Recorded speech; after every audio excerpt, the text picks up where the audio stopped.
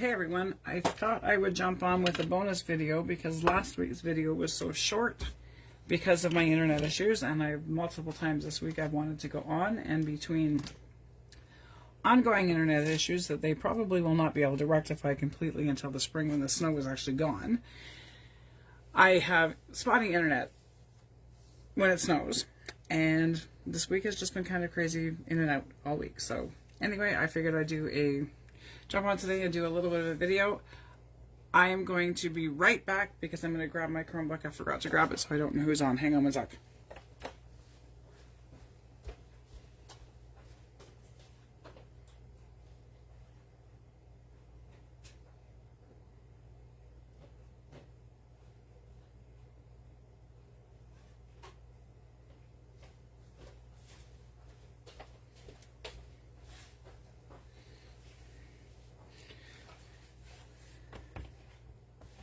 I'm going to try and see if I can get my Chromebook loaded. Should have already done that, but when you decide to go on last minute or without an actual plan, sometimes things go sideways. Just give me one sec.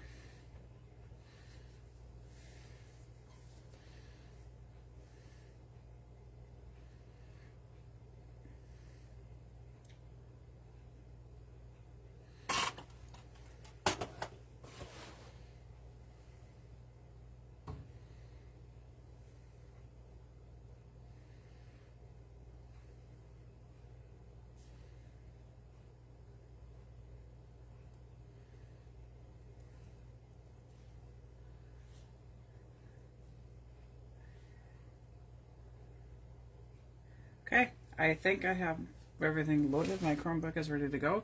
So what I'm going to do today, because I've had extra time this week because of my internet issues and not being able to film and stuff, so I've gone ahead and done some more work on the one book that I was doing. And like I said in the beginning, that I'm going to be doing multiple books at the same time, so I'm going to start on the second one today. But I'm going to do a quick walkthrough of where I've gotten with the first one. So, as you know, we've got our cone binding. I've got a coil binding, but I'm going to have to change it, because if you look at my book, it's a little too thick for the size of the binding that I have on it.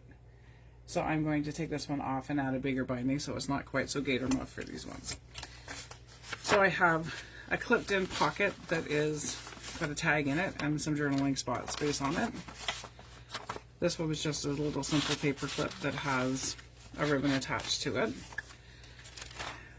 The real paper hasn't changed. This one has a pocket with a vintage greeting card in it. It says happy birthday. So that's ample writing space on that one. So these are the pieces that I made ahead of time.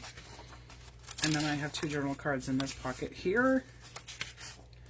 This one is the flip out that says birth story, so there's ample room to write about your pregnancy, your birth, whatever you'd like to in that spot. Then another little pocket with an envelope that you can put whatever you'd like in. And this envelope, I have to put a closure on it. I think I'm going to do like a document closure with the two little circles in the string. And then we have a flip out. The flip outs, I love these, and these are really easy to make. When you're doing them in a book like this, you have, unless you're using one of the pages that you've added, you don't want to take away from the story. So what I did with this one is that I took a piece of fabric and I hot glued, or used my Fabri-Tac, glued it to the pocket that I had made. Glued one half of it to the pocket, then I glued the other half of it to a blank part of the page. So although you can't see the whole book page here, when you flip it open, you still have the entire story, and you have a space that you could put a picture on of your baby or whatever you'd like to, and then inside the pocket is another journaling spot. So there's one option to add more interactiveness to your book, is to do flip outs like that using fabric strips. Then I have another pocket that has little journaling spots in it. And again, this one is a big pocket, and I'm going to leave this one empty because you could put whatever. You could put cards in it, greeting cards, you could put your birth record, you could do a newspaper article in it, whatever you'd like to put in it. This one I have decoupaged a piece of a napkin that had dragonflies on it. And then this one has another clip on it. This one has got a paper clip that has a dangle on it of a giraffe button Hopefully you can see that clear. So this is just a little paper clip to add into the book, and I'm going to be using it to hold this page in place. Before I completely decide this book is finished, I'm sure that I'll probably add more things that hang out the book and hang out the top of it, and that kind of top at the top of it. But we'll have to see about that one. And then this has stayed the same because it's got the envelope with the paper in it. This one, oh, I have to add some things into this pocket. I will have to make a tag or something for that. Let's do that right now. Let's see what I've got that I can use.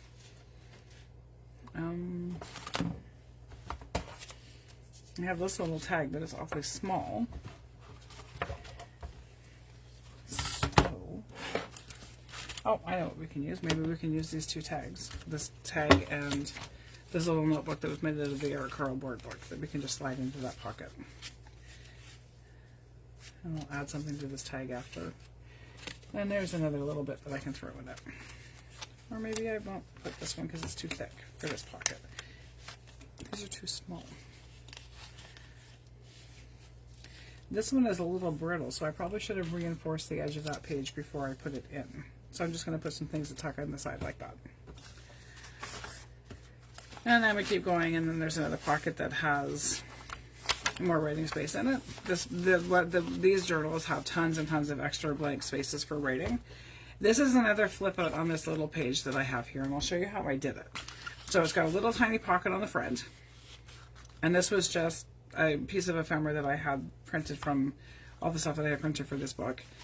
And then the back is the same thing, it's just a little pocket. So what I did was, this is one of the clear vellum envelopes. So inside the envelope there was a bunch of these little, this is baby's favorite food, baby's first tooth, and there's a bunch of other ones in here that can be written on and whatever. So those are inside the envelope.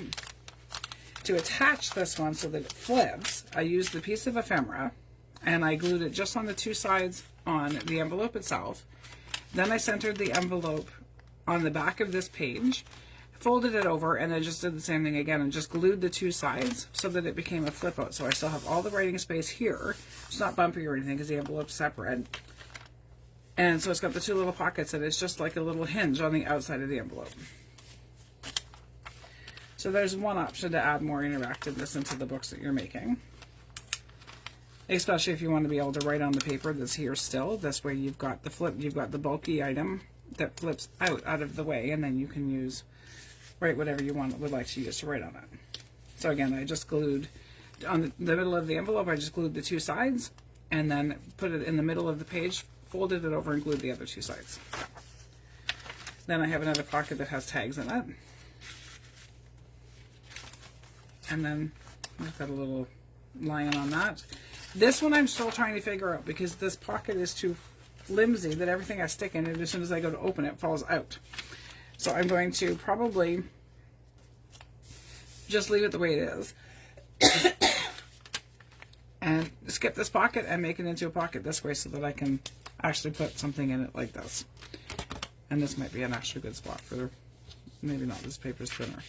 But yeah, because this flip out gives you extra writing space, but this little flip is too small and everything just falls out of it. So if anybody has any ideas on what to do with that one, and give me a suggestion on how you would reinforce that little flip out,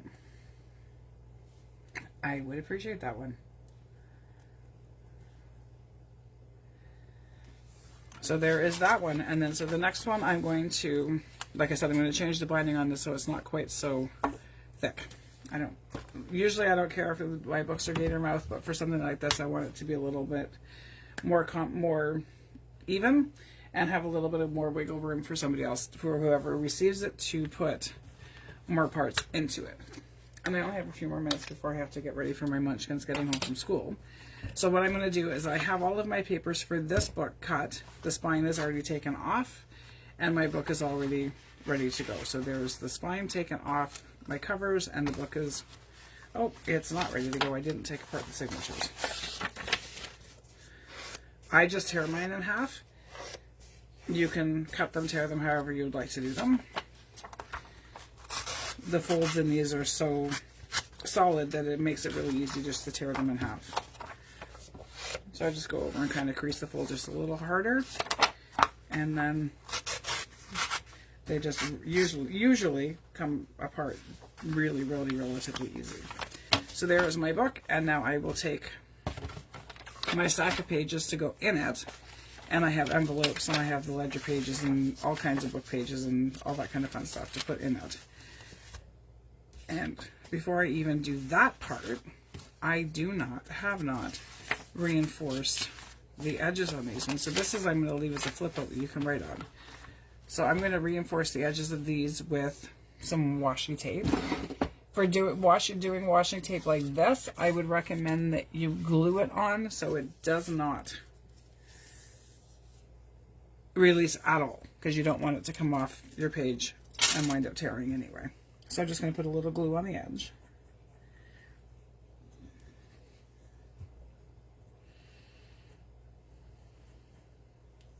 Maybe I'm going to put some glue on it.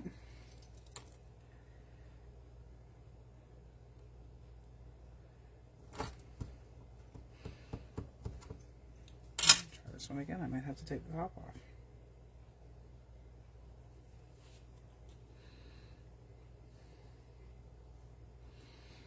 Forgot to put the pin in it the other day, so it's out for a few hours.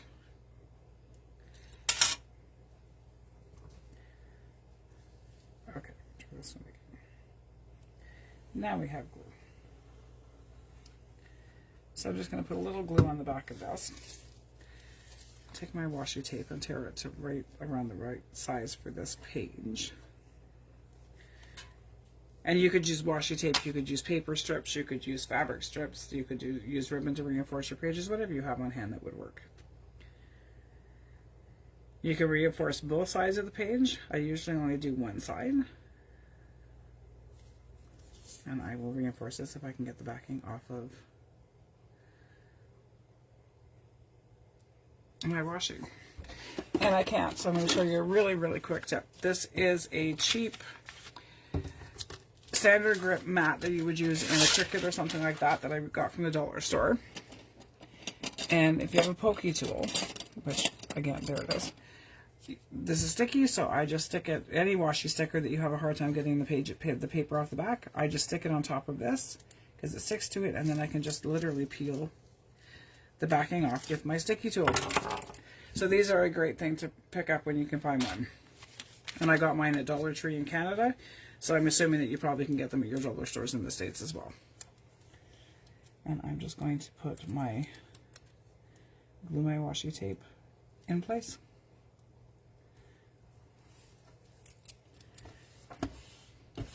So there you have it. This one is reinforced, so I will go through all of my pages and reinforce them. But I'm not going to bore you with how to do all of that today. So I just reinforce them like that. Again, you can do the front and the back. But I'm going to go through these ones now, and I'm going to decide which pages that I would like to sew lace onto the edge of for this book, because the other book I didn't put any lace on the edges. This one I want to. So I have some lace that I can sew onto the edge. I'm not going to sew because it's too loud. But I will go through and show you how I would kind of roughly pick what I wanted to use, which pages I wanted to put a trim on. So something small like this, I already have where I messed up punching it, or where it was actually in the book, I'm not sure. I think this was actually in the book because they're different than my sizes. It goes this way. This was actually where it was attached to the book, so this one I wouldn't put anything on. This one's a flip out, so I wouldn't sew anything on the edge of the flip out because then it's too hard to open it. This one's inside the book, this one, so I'm going to start going through. Like, see these pages, I need to reinforce them all because they are really thin, and I usually reinforce them before I punch them, but these ones I did not. So the flimsier paper, I could sew on them, and actually I might on this one. So what I will do is just grab my bucket of clips. I don't always sew the lace down the entire edge. Sometimes I do, sometimes I don't. And I will just clip the trim to the page, and then when I go to my sewing machine after to sew them all together, then I know what I'm sewing on what page. So I'm going to sew that on that one, and I will put it aside. And just go through my pages and figure out what I want to sew on. And I have a few different trims here that I'll use.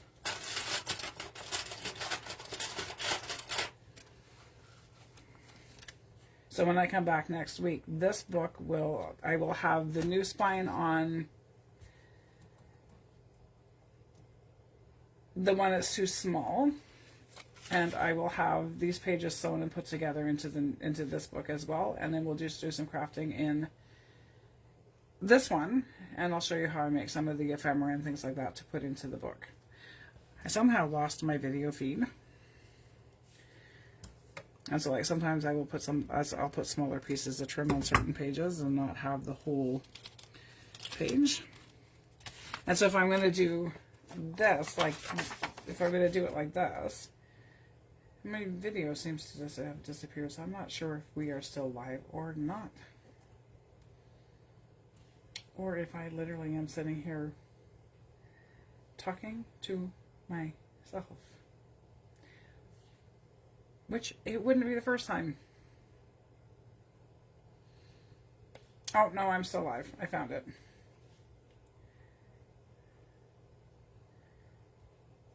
And I think I figured out how to open up the comments. Hi, Deb. Hi, Lisa. So this one, I'm going to do a smaller piece on it. So I'm going to grab my clip, and I'm going to, instead of clipping it just to the page, I'm going to clip it to which section of the page I want this piece on. So sometimes I'll clip them to the bottom of the page, sometimes they'll be clipped to the top, sometimes they'll be clipped to the middle or the whole thing.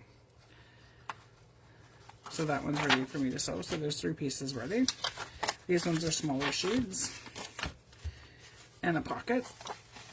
So this one was just a piece of digital that I printed, and I folded it in half, and I cut the thumb notch for the pocket and punched it. So these were digitals as well. I think this one I'm going to sew on. Beatrix Potter is my favorite all-time author, so you will find Beatrix Potter in just about everything that I make. You'll find at least one something that has Beatrix Potter in it.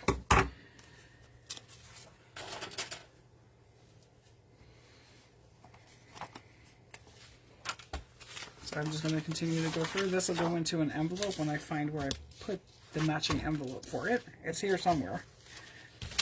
This one I might sew a little tiny piece of trim on it. And again, you can put whatever you can, and I'm sewing. If you don't have a sewing machine or you don't know how to sew, just use Fabri-Tac to attach it. Or you can use double-sided adhesive. You could use whatever you would like to attach it to your pages. This page is too long for the book, so what I'm going to do with this one is the same as I did with the last one, and just flip it in and make this one into a flip out as well. And I have 1, 2, 3, 5 that have an edge, so I'm going to add a couple more edges.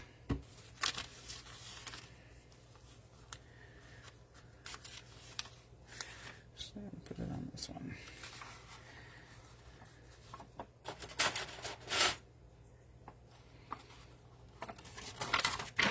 So that's how I would decide. Is random, not very well thought out, any of those kind of things. I just would grab whatever I wanted.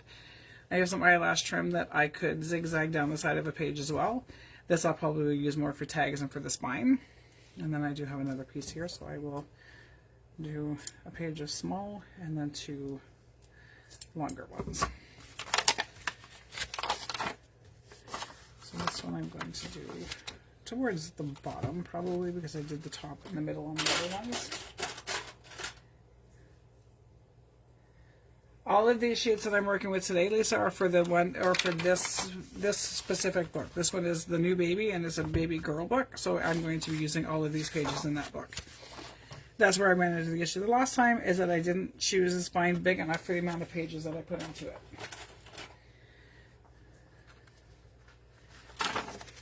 So I will leave it at that and reinforce all my edges, and there's that. So, but I'm going to go back to the one that I've already almost complete.